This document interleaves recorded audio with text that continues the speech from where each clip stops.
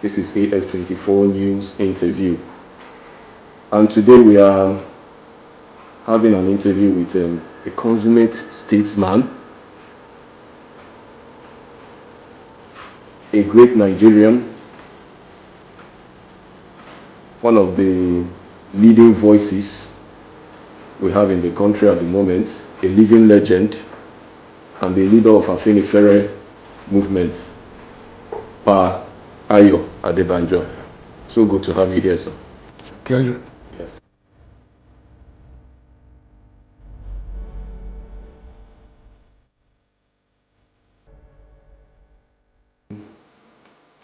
We are here, you have been very vocal when it comes to issues, national issues now. And presently there's this raging debate about the VAT, the collection of tax, VAT by states. There's this raging debate between the states and the federal government. We would want to know your stand on this, sir. And particularly, we want to know the fears that people that oppose the state collection of taxes, that it will cause double taxation on organizations and on Nigerians. Do you agree that state collection will trigger double taxation on Nigerians? There is no question of debate or whether you agree or not. The uproar is due to the fact that we are running a fraudulent constitution. The constitution is imposed. It is not the constitution we had at independence, which has all the problems you're having now. Is as a result of the abrogation of the constitution by the military in 1966. If you go back to what we had what brought us together at independence, no problem. And it's the reluctance of Buhari to go back to where we started when the army decided to go back to the barracks, and that you are going back to the barracks, send us back to the constitution you met us. If that problem was done, that would have no problem. The question of restructuring we are talking about now is not a new one. There's no philosophy or political theory of restructuring. What it means is restructure back to federalism, which brought us together. It's very simple. If Buhari is going to be honest, or anybody contesting this is be honest, that is the issue. The problem of VAT, the problem of state police, the problem of devolution of VAT have been settled at independence. But the problem arose or started when the military drew the military incursion in 1966, when they set aside the suspended constitutional decree 24. All the provisions that are causing problems to were imposed by a sectional army, mainly Fulani Muslims, that took over, that created this constitution. And it's on record that when they turned to the barracks, Absalom said that the constitution is given to Obasanjo.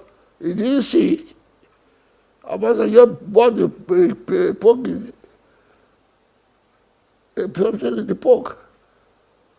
You remember Absalom said that he does not know it until the day was sworn in. It was the military that did it. It was the constitution they suspended. They dropped their own constitution. Abacha did his own. And then they said, well, go back to it. And if people will remember, by the time they said we are going, in 1998, they said we are going back to civilian regime. Now, Deco, led by Afenifere, then said, no, we are not going to do any election until you go back to the constitution we had, that was then the agitation for sovereign national conference, which is something of the restructuring now. What does it mean? If you are not going to go back to the independence of the constitution, we will sit down and agree on the new constitution. And the sovereign national conference we are talking of then, which Obasanjo opposed, saying that he's not going to do anything against the constitution he has said. Which constitution? What it only means is that we must sit down together, all the ethnic nationalities, sit down together and agree whether if you want to live together. If you want to live together, how? And the essence of that is that we are talking of sovereignty. I explained to Obasanjo then, when he said that there can be no true sovereignty, I said, no, you're already in power. The sovereignty we are talking about does not affect the incumbent president. It affects the sovereignty of that body that is going to make the constitution. That whatever we agree there is not subject to any amendment by any extra judicial or extra parliamentary body like the military, like we did for Land Use Act. No. What we agreed there can only be subject to referendum. He said no. That was what we were dragging on. And by the time he said we are going to do election, we said no. That's Abacha, that's Nadeko, and Afenifere. Absalom is still alive. Afenifere refused them to take part in the election if you don't do that conference and let us agree. We are not going to go on election on a military constitution. He said, but in a hurry.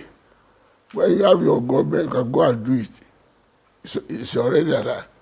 As a matter of fact, the Alliance for Democracy, which Afenifere formed then, was not qualified from the time that the military laid down, because there are conditions that must have branches of the alliance in all over the country. Must have in Sokoto, must have in Kaduna, and we haven't got the money. And he said, if you don't register any party from the West, you are joking. He forced them to register us. We were not qualified. I'm saying it on record. He's still alive. It was his veto to make the election credible that was take part. It was on that we took part of that election on protest. That when we get in, we are going to change it. And if you go into the record, the manifesto, the clarion call of Alliance for Democracy then was Sovereign National Conference. That was the mandate we got from the people of the whole of the Western region. And they voted for en masse. That was the condition that which Tinubu, Oshoba, Adebanjo, Lamade Shino, Akode, the presidents Akode, were elected.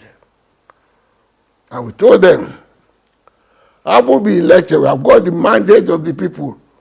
Don't go to any meeting in Abuja until we hold that conference. But unfortunately, our flag bearers, they are still there now. They are chiefing with the APC now. What can I say? They sell out. They would like to hear that from the sell out. They didn't insist on that. That's why we are today. You see, that time we have been on and on and on and it until first election, second election, we are still talking now. When they are now still talking about that, they should say, all right, We must restructure this country because the army restructured Nigeria. That's how restructuring came in. The system we have of federation, the army restructured it in 1966 and introduced this system, which is unitary, which is falsely and fraudulently called federal. And when you say something is federal, local government, state police, revenue allocation, it was settled out derivation. It was derivation, then that was called resource control now. They are clarified there. Even under this constitution, where they say the federal government should collect, the provision is there that collects and give return back to the from area that you got 50% and take your commission. It's there. They say that they will do. It is in the absence or the reluctance or the mischief of Buhari and the army controlled by the ethnic group is important. Because when we were going to vote for Buhari and this one, I said, well, don't vote for this man.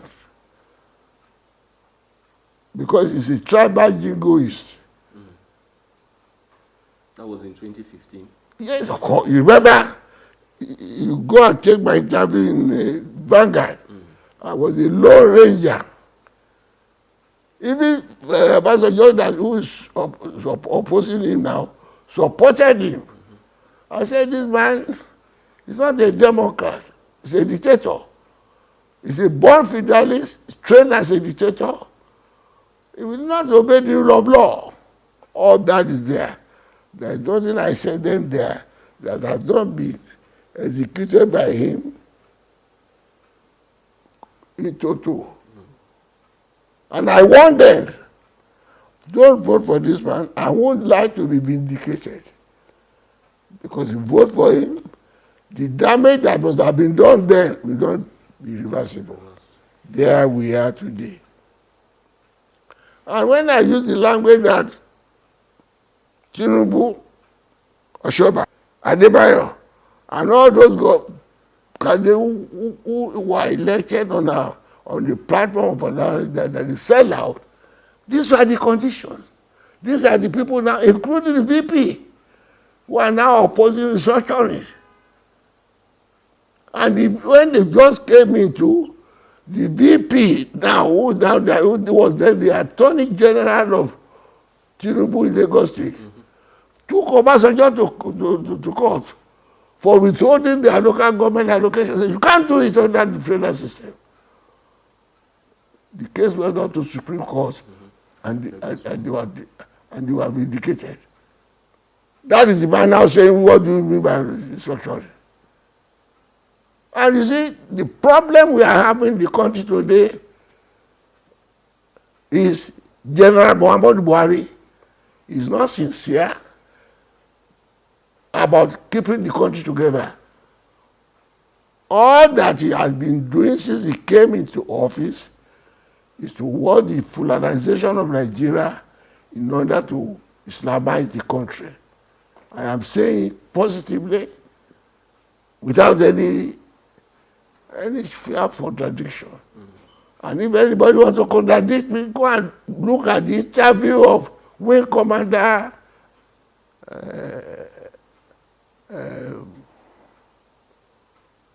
allow me. He has said it all. He has said it all. He said the man behind Boko Haram, Buhari knows them. He has given the list to them. And many of them are governors today. He said just a month ago. They are governors today. They are in Senate. And they are in Aso Rock. Then that guy Bashewu, no Adeshino, no Lai Mohammed has opened their mouths to refuse these statements ever since. And the man claimed, I have worked in the security. the highest position he can have. And when he was even questioned that Buhari can't do it, he after all, he asked the people to do it. He has said he has bought the materials to call them and say, you are deceiving yourself.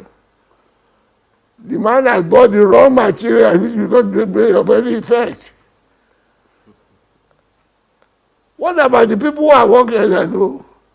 He has to give the army officers instruction to act. And his body language does not do so. He said openly. And then he now said, he says the man is responsible. I'm not saying it. And he said he's working from inside. If this country has been in another palace, if we have been what we ought to be, Buhari should not have spent a day longer in office after that interview. If you are beyond the parliamentary system, the vote of no confidence will have been passed on him.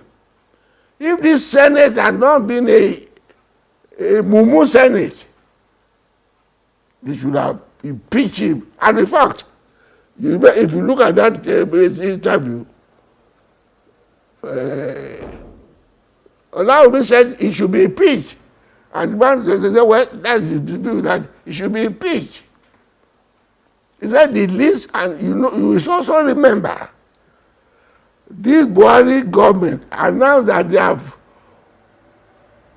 arrested 400 people who are supporting Boko Haram. He announced it to us. Have you heard anything about this today? And now he said he will not touch them because he knows about it. That strong allegation of more or less treason against the head of state. Somebody made it be open and nothing has happened to him. The first of all made a noise that they want to see him. And the man said, I'm available. When they see the reaction of the public, they say, no, they just want to interview him. How can a man make such an allegation against the head of state under a serious situation we have in the country today? And no reaction, no explanation. Now he now want to divert the narrative. Now talking where will the presidency go? He didn't go to the side or not. That is not the question now. We must change this constitution before any election. If Buhari is sincere, except going to wipe all of us out. Sir, the issue of constitution now, there are some voices that are clearly against this issue of going back to having states, police, state controlling their resource. One of their major fears is that we may have a situation where some regions may become so powerful that they can decide to fund their own army and my dear, does that? I say positively, whoever is talking borderdash. Are you federal or unitary? What we are asking for are the provisions under a federal constitution. They fear that. No, hold on, because I want you to see how dishonest this government is, how insincere anybody says it is, to show that they deliberately just put the facts aside and describe a new narrative. All the devolution of what they're asking for, state police, local government, are the provisions of a federal constitution. And that's why I said Buhari will not restructure the country, because the awesome power is using now under this constitution will be gone. And the advantages that his ethnic group is having will be gone. And it's all right, I've said it. That is why each time he will never, all the time we are talking about social, as if he come to the air and explain, no, it's not good, because this is the way to keep us going. He has not said anything.